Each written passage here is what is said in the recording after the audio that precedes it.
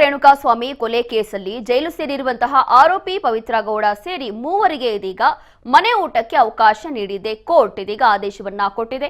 ಜೈಲಿನಲ್ಲಿ ಒಳ್ಳೆಯ ಊಟ ಇಲ್ಲ, ಇದರಿಂದ ಅನಾರೋಗ್ಯ ಉಂಟಾಗ್ತಾ ಇದೆ, ಹೀಗಾಗಿ ಮನೆ ಊಟನೇ ಬೇಕು ಅಂತ ಹೇಳಿ ಆರೋಪಿ ಪವಿತ್ರ ಗೌಡ ಮನವಿ ಮಾಡಿದ್ರು. ಜೊತೆಗೆ ನಾಗರಾಜು, ಲಕ್ಷ್ಮಣ್ ಕೂಡ ಈ ಒಂದು ಕೋರ್ಟ್ಗೆ ಅರ್ಜಿಯನ್ನ ಸಲ್ಲಿಸಿದ್ರು. ಮನವಿಯನ್ನ ಪುರಸ್ಕರಿಸಿದಂತಹ ನ್ಯಾಯಾಲಯ ಮೂವರಿಗೆ ದಿನಕ್ಕೊಂದು ಬಾರಿ ಮನೆ ಊಟವನ್ನ ಕೊಡಬೇಕು ಅಂತ ಹೇಳಿ ಅವಕಾಶ ನೀಡಿದೆ.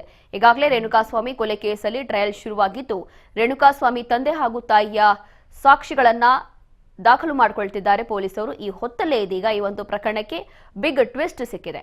ಪ್ರಾಸಿಕ್ಯೂಷನ್ ವಿರುದ್ಧವೇ ರೇಣುಕಾಸ್ವಾಮಿ ತಾಯಿ ರತ್ನಪ್ರಭಾ ಹೇಳಿಕೆ ನೀಡಿದ್ದಾರೆ. ಈ ಹಿಂದಿನ ಹೇಳಿಕೆಗೂ ಈಗಿನ ಹೇಳಿಕೆಗೂ ಕೂಡ ದ್ವಂದ್ವ ಹಿನ್ನೆಲೆ ರತ್ನಪ್ರಭಾ ಅವರನ್ನ ಪ್ರತಿಕೂಲ ಸಾಕ್ಷ್ಯವಾಗಿ ಪರಿಗಣಿಸಲು ಎಸಿಪಿ ಮನವಿ ಮಾಡಿಕೊಂಡಿದ್ರು. ಹಾಗಾಗಿ ಕೋರ್ಟ್ಗೆ ಎಸಿಪಿ ಪ್ರಸನ್ನಕುಮಾರ್ ಸಲ್ಲಿಸಿದಂತಹ ಮನವಿ ಬಗ್ಗೆ ಸೋಮವಾರ ನಿರ್ಧಾರ ಆಗಲಿದೆ.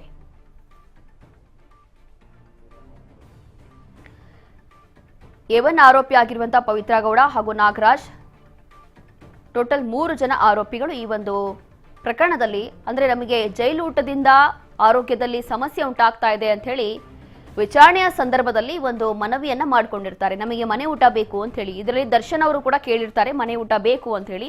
ಅವರಿಗೆ ಅವಕಾಶ ಸಿಗಲಿಲ್ಲ, ಇದರಲ್ಲಿ ಅವಕಾಶ ಕೊಟ್ಟಿಲ್ಲ. ಇದೀಗ ಪವಿತ್ರ ಗೌಡ ಹಾಗೂ ನಾಗರಾಜ್ ಹಾಗೂ ಮತ್ತೊಬ್ಬ ಆರೋಪಿಗೆ ಈ ಒಂದು ಅವಕಾಶ ಸಿಕ್ಕಿದೆ. ಕೋರ್ಟ್ ಇದೀಗ ಆದೇಶವನ್ನ ಕೊಟ್ಟಿದೆ. ದಿನದಲ್ಲಿ 1 ಬಾರಿ ಮನೆ ಊಟ ಕೊಡಬಹುದು ಅಂತ ಹೇಳಿ ಇದೀಗ ಆದೇಶವನ್ನ ಕೊಟ್ಟಿರುವಂತದ್ದು.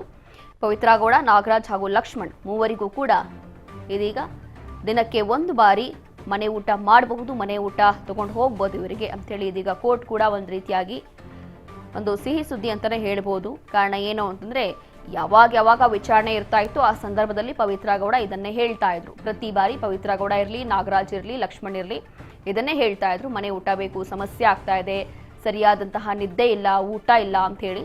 ಹಾಗಾಗಿ ಇದೀಗ ಒಂದು ರೀತಿಯಾಗಿ ಇವರಿಗೂ ಗುಡ್ ನ್ಯೂಸ್ ಅಂತ ಹೇಳ್ಬೋದು.